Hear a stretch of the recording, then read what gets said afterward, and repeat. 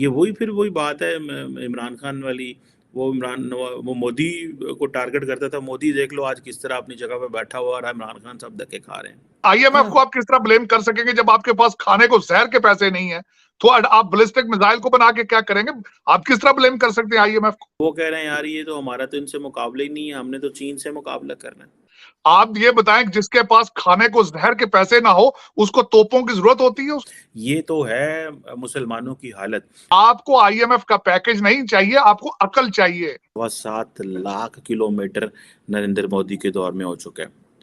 Airport पे airport बनाए जा रहे हैं। और उधर तालिबान भाई हैं, वो भी भारत के कैंप में जा चुके हैं, जिस तरह आपने इंडिया ऑलमोस्ट 10,000 किलोमीटर हाईवे हर साल ऐड कर रहा है। पाकिस्तान के मुंह पे तमाचा है। वो हो सकता है भारत ही 4 पैसे दे दे आपको, रोए पीटे वहां जाके, आप क्या पता।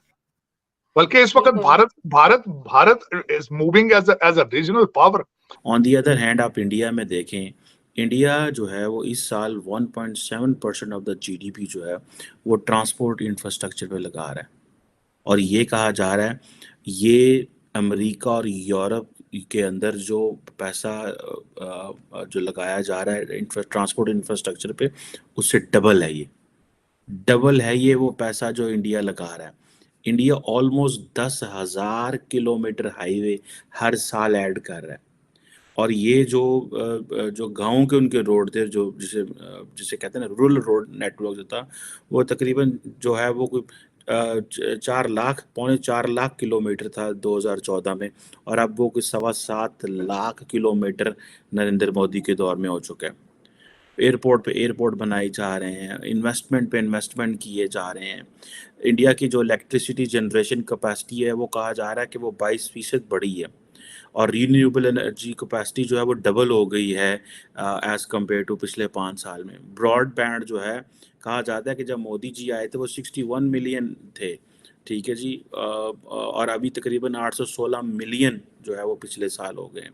इस वक्त इंडिया की जो मोबाइल बेस्ड पेमेंट सिस्टम है वो 2016 के मुकाबले में आज अगर देखा जाए तो half of the digital transactions India की जो हैं वो डिजिटली हो रही हैं। हाफ ऑफ दी जो ट्रांजैक्शंस हैं वो डिजिटल हो रही हैं। This is what they are promising to people of India. आपने हमारे साथ क्या प्रॉमिस किया कि वो चाइनीज़ आएंगे वो सड़कें बनाएंगे, वो चाइनीज़ आएंगे वो हमें ये रोड देंगे, वो हमें चाइनीज़ आएंगे वो हमें ग्वादर देंगे, चाइनीज़ आएंगे फलाना रोड फलाना मुल्क जगह से चल जाएगा। तो जितना बड़ा इंडिया, ये तो that's way they are making an impact.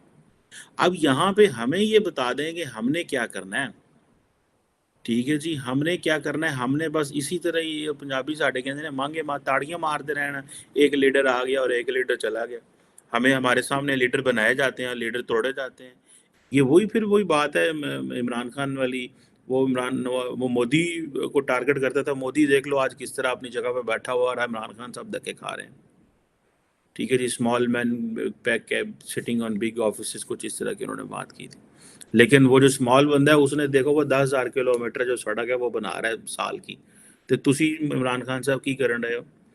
बल्कि आईएमएफ को आप किस तरह ब्लेम कर सकेंगे जब आपके पास खाने को जहर के पैसे नहीं है? तो आप बैलिस्टिक मिसाइल को बना के क्या करेंगे? आप किस तरह ब्लेम कर सकते हैं आईएमएफ को? अगर आप ये कहें कि आईएमएफ जो है आपके साथ ज्यादती कर रहा है, आप ये बताएं कि जिसके पास खाने को जहर के पैसे ना हो उसको तोपों की जरूरत होती है? मैं तो कई दफा ये ट्वीट कर चुका हूं, आपको आईएमएफ का पैकेज नहीं चाहिए, आपको अकल चाहिए। लेकिन देखें, मैं आरजू शर्मिंदा हूं जो कुछ इस वक्त पाकिस्तान में हो रहा है और जो पाकिस्तान में होने जा रहा है। मैं शर्मिंदा हूं। और पाकिस्तान मेरे ख्याल में जो अंडर जो सर्कमस्टांसेस हैं, जो गर्म हवाएं चल रही हैं, इसमें बचने की आपकी उम्मीद नजर नहीं आ रही।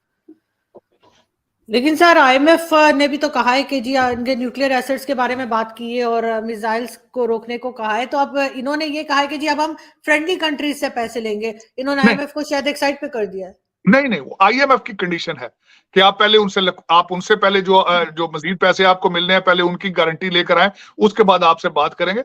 वही ना वो कहते हैं जाओ 2000 चक्कर लगा के आओ ग्राउंड के, फिर बात करेंगे। दर हकीकत उन्हें भी पता है कि आपको पैसों की जरूरत नहीं। उन्हें भी पता है कि आप फ्रॉडिये हैं, आप रिश्वत और आप करप्शन में इन्वॉल्व हैं। उनको भारत मिल चुका है, एक स्ट्रॉन्ग एलाय है इस एरिया के अंदर, और फाइनेंशियली स्ट्रॉन्ग है। आपकी तरह करप्शन में भी इतने इन्वॉल्व नहीं है वो। तो वो आपकी जरूरत भी नहीं है। और उधर तालिबान भाई हैं, वो भी भारत के कैंप में जा चुके हैं, जिस तरह आपने कल परसों खबर पड़ी होगी कि उनके सारे डिप्लोमेट जो है वो सारे भारत से ट्रेनिंग ले रहे हैं। तो दर हकीकत जब कौमें तबाह होने पे आती हैं तो एग्जैक्टली इसी तरह होता है, इसी तरह होता है। वो कहते हैं हमें तबाही चाहिए, हमें बर्बादी चाहिए।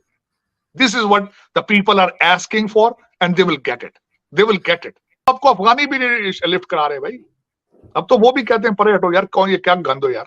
अब तो वो भी सीधा डायरेक्ट इंडिया से, डायरेक्ट भारत के साथ, कतर के साथ, अमेरिका से डायरेक्ट बातें कर रहे हैं, अपने इंटरेस्ट की वो सारा कुछ। अब वो भी छोड़ गए। आप खामखा जश्न मनाते रहे जी, हमारा तालिबान आ गया, हमारा फलाना आ गया।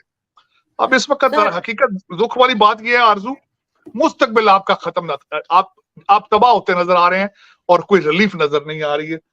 दूसरी तरफ एससीओ की मीटिंग के लिए इंडिया ने इनवाइट किया है डिफेंस मिनिस्टर को, आपको लगता है ये जाएंगे? चले, मेरे ख्याल में जाना तो चाहिए। मेरे ख्याल में तो चीफ जस्टिस को भी जाना चाहिए था। मेरे ख्याल में तो मैं समझता हूं भारत की मेहरबानी है, आपको बुला लेते हैं, हालांकि आप इररेलेवेंट हैं, लेकिन आप ना जाके, मेरा मकसद ये भी एक अजीब सा ब्लंडर करते हैं आप ना जाना। आप चले भी जाए तो क्या फर्क पड़ता है, ना भी जाए तो क्या फर्क पड़ता है, मेरे ख्याल में तो कोई फर्क नहीं पड़ता। लेकिन जाए तो शायद कभी कोई किसी किस्म की विंडो खुल जाए कहीं ना कहीं डायरेक्शन। हो सकता है भारत ही 4 पैसे दे दे आपको, रोए पीटे वहां जाके, आप क्या पता। लेकिन ये कि अब देखें, मेरे ख्याल में डिफेंस मिनिस्टर साहब को जाना चाहिए वहां पे। मैं तो हमेशा ये कहता था कि पाकिस्तान की अगर कोई बंदा सोचे, कोई अक्लमंद आदमी इंसान सोचे, जो पाकिस्तानी हो, जिसकी मोहब्बत पाकिस्तान के साथ हो, जिसके बीवी बच्चे पाकिस्तान में हो, सबसे पहला अगर वो इस पाकिस्तान को जोड़ने की कोशिश करे तो सबसे पहले 2 मुल्कों के साथ, 3 मुल्कों के साथ जोड़ने की कोशिश करे, भारत के साथ, ईरान के साथ, अफगानिस्तान के साथ, और जो चाइना के साथ रिलेशनशिप खराब है उनको ठीक करने की कोशिश करे। ईरान से तेल ले, अफगानिस्तान के साथ ट्रेड शुरू करे, भारत के साथ ट्रेड शुरू करे। अगर ये करना होगा यहाँ से, और यहीं से ये सारा कुछ निकलेगा। अगर नहीं करेंगे तो तबाही बर्बादी है आपकी। आपको लंदन से निकलना होगा, आपको टोरंटो से निकलना होगा, आपको अमेरिका से निकलना होगा, आपको पाकिस्तान का पाकिस्तानी लीडर ढूंढना होगा। वरना मेरे ख्याल में ये जो 5000 लोग हैं, ब्रिटिश एजेंटों के पोते दोते, और ये दूसरे जो पढ़े लिखे आवारा लोग हैं, अगर आप इसी तरह पाकिस्तान चलता रहा, मेरे ख्याल में मुझे आपका पाकिस्तान, बल्कि इस वक्त Bharat is moving as a regional power.